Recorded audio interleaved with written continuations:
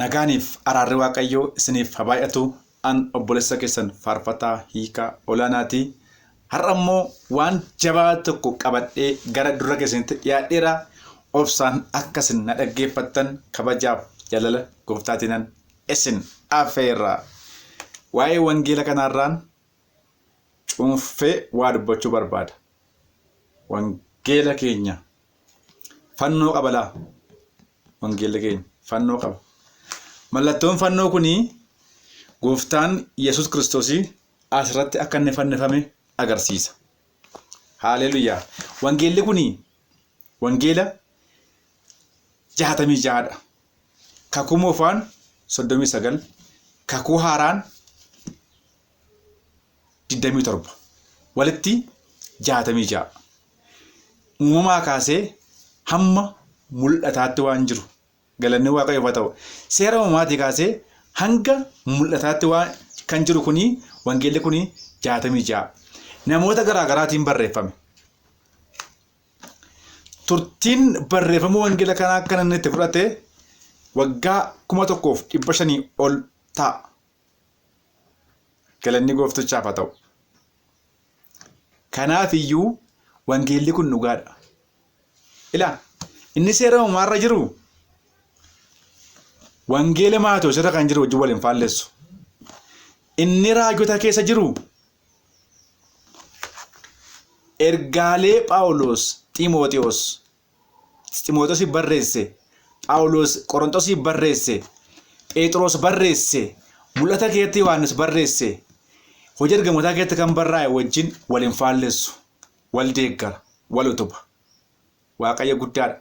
Kanaaf iyyuu wangeela Maatewos keessaa xiqsii na deeggaru yookaan xiqsii na rukutu naaf fidda yoo ta'e, ani immoo wangeela Yohaannis keessaan xiqsii ati ittiin na gaafatte yookaan ittiin na rukutu sanaaf deebisii kenna. Akkuma gooftaan keenya Yesuus Kiristoos seexannii maal jedhe?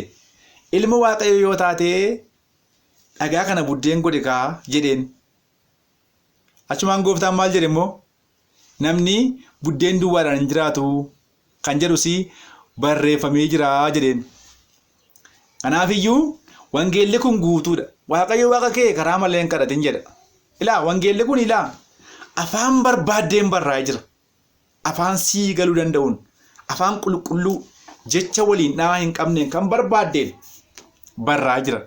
Gaaffii qabduuf, hiphoo qabduuf deebiinsaa asuma keessa jira. Wangeela Yohaannis irratti waan ta'u gaaffii yoo sitti ta'e gassiqee sii deebisa yookaan gubbaatti sii ibsa yookaan immoo Maatewos keessatti deebisaa argatta.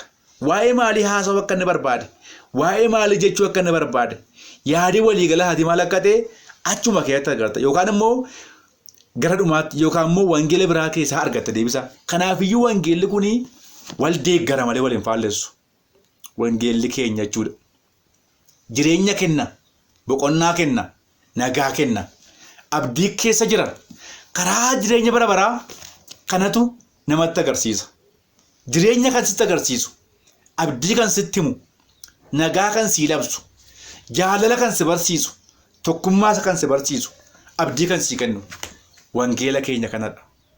Kanaaf obboleessa koo obboleettii koo wangeela kanatti hin amanne yoo ta'e, wangeela kana shakkaa jirta yoo ta'e, hin shakkin kottuu itti amani. Dhugaan as keessa jira. Jireenyas keessa jira. Karaan as keessa jira. Bara baraan jiraachuun karaan ittiin deemanii achi ga'an as keessa jira. Hin shakkin, hin himamin. Amani. Waan sii hin galle deebiinsaa asuma keessa jira. Iddoo biraan jiru. Yesuus akka jedhame jiree ani jireenya karaadha, dhugaadha.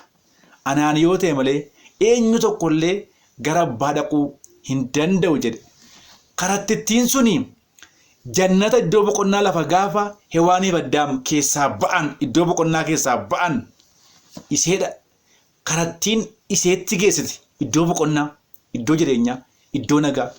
Karattittii dura bu'ee kan karaa agarsiisu immoo gooftaa keenya Yesuus Kiristoos isa du'a mo'ee du'aa ka'edha. Kanaaf iyyuu jannata barbaaddaa, boqonnaa barbaaddaa, jireenya bara baraa barbaaddaa, Yesuusiin bira kottu. inni karattiirra si buusee gara iddoo boqonnaatti si geessa. Haaleluyyaa ulfaadhaa. An obboleessa keessan Faarfataa Hiikaa Olaanaatii guddaan isin